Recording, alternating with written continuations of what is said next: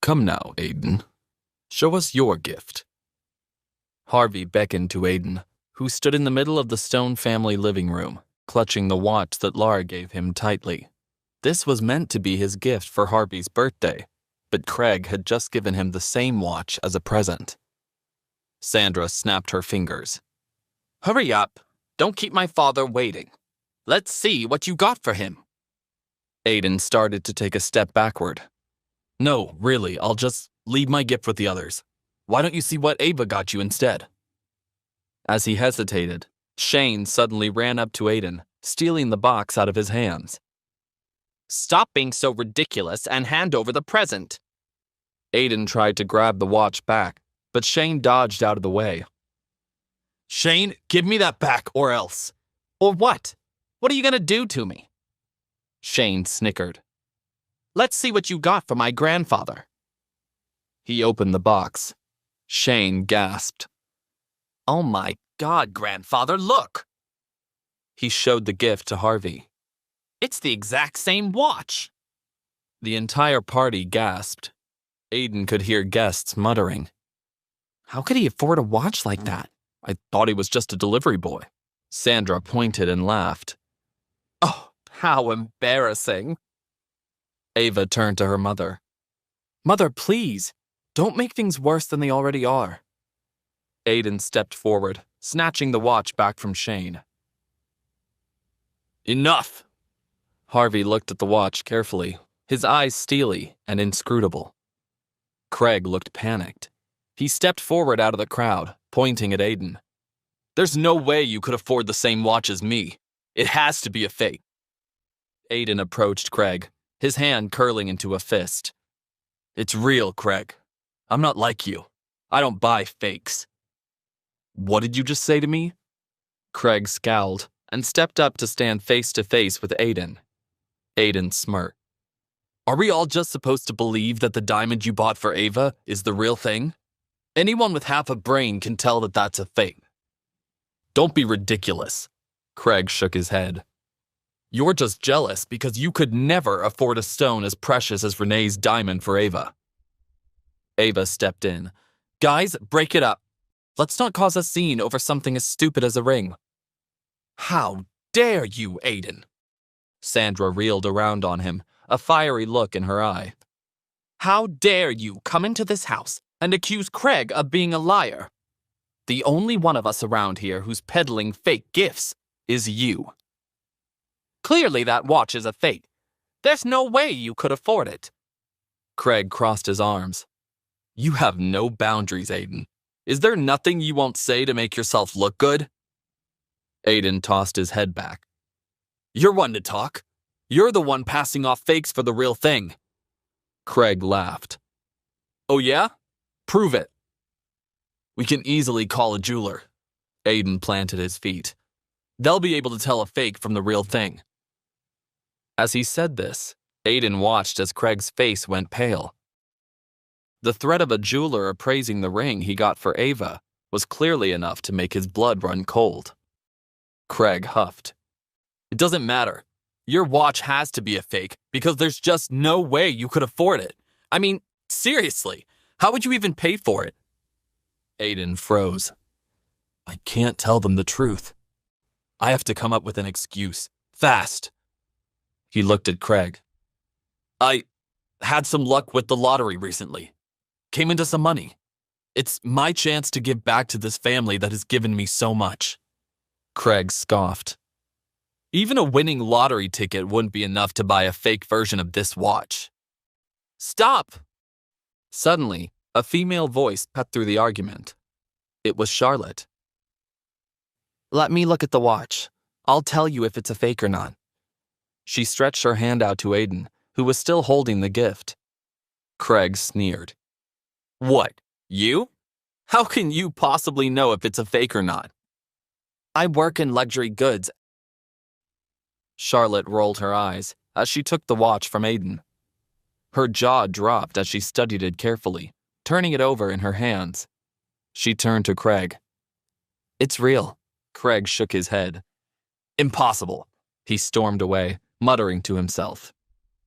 Charlotte stared at Aiden with a confused expression, but said nothing. She must be wondering how I could afford it, he realized. She handed the watch back to him. This is yours, I think? He nodded. Thank you, Charlotte. With the watch back in his possession, Aiden walked over to Harvey, handing it to him. Happy birthday, Mr. Stone. I hope you enjoy it. Harvey took the gift. As he did, Sandra stood frozen in the corner of the room, her arms folded and a vile expression on her face. Harvey studied the watch carefully. He slipped it onto his wrist, admiring it. Thank you, Aiden. Attention, everyone. I have an announcement to make. Harvey gestured to Ava. Ava, would you come here, please? She obliged, standing next to Aiden at the front of the living room. Harvey inhaled deeply. I know there has been much speculation about my granddaughter and her husband, Aiden Callahan. How they met, and why they are married. I would like to say now that we should put this matter behind us. Aiden is clearly a valued member of this family, as is Ava. He then turned to Shane, a disappointed look on his face. And clearly, I've placed too much faith in other members of my family. Shane hung his head low. He faced Ava again. And that's why, even though it's my birthday, I'd like to give you a gift too, Ava.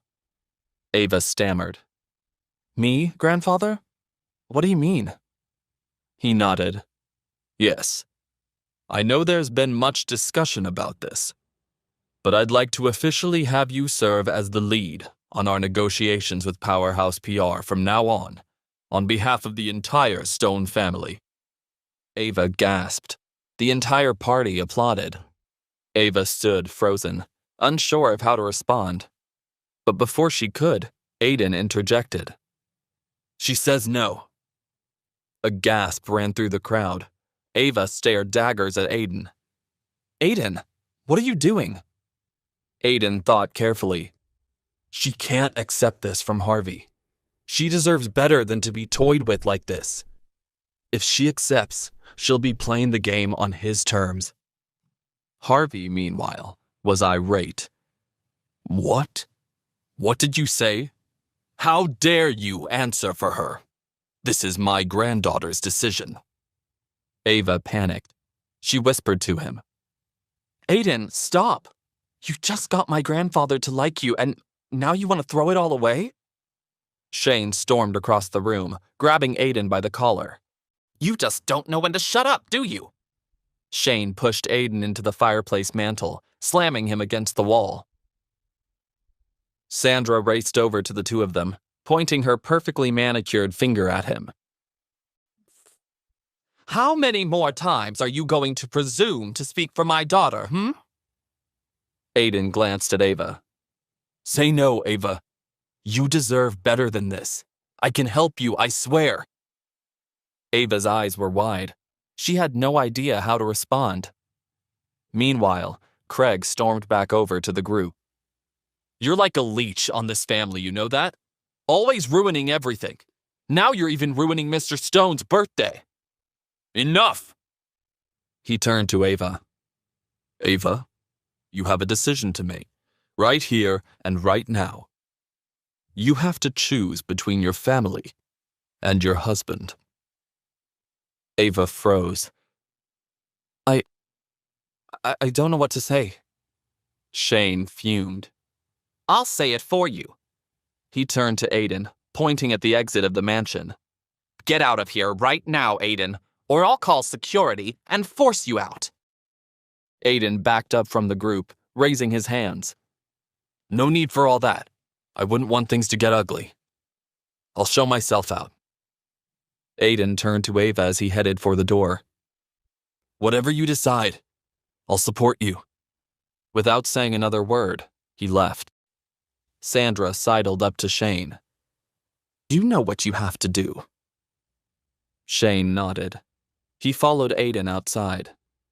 Aiden walked outside the Stone family mansion and headed for the street where his car was parked. Hey, Aiden! Suddenly, Aiden heard Shane's voice call out to him. Aiden turned on his heel, crossing his arms. What? Ready for round 2, Shane? Didn't have enough the first time?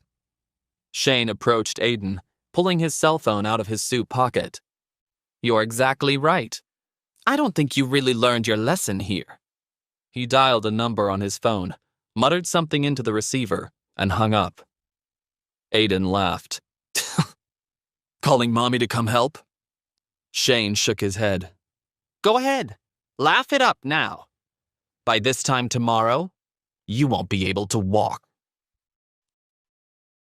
Suddenly, 2 large sped up to the house. They nearly hit Aiden as they did. He backed up, raising his fists, preparing to fight. You're about to learn what it means to mess with Shane Stone.